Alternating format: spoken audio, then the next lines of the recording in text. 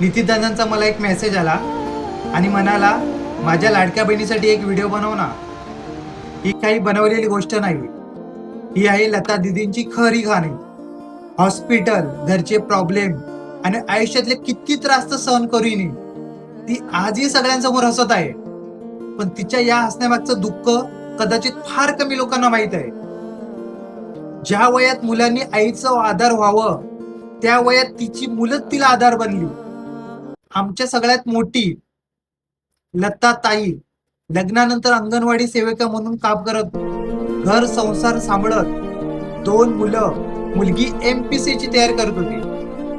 पण दाजींचे 3 वेळा अपघात झाले, 3 वेळा पाय फ्रॅक्चर झाले आणि मुलींची तयारी अर्ध्यावर थांबली.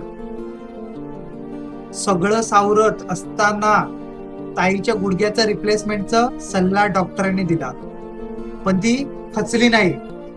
आजही सासरचा गाडा ओढते. ती शांत आहे, प्रेमळी आहे, माझ्यासाठी आईपेक्षा कमी नाही. रक्ताचं नातं नसूनही आम्ही कधी दूर झालो नाही. आज तिच्यासाठी तिची मुलगी आधार बनली आहे. आणि भाऊ म्हणून मी म्हणजे नितीन दादा आयुष्यभर तिच्या पाठीशी उभा राहील.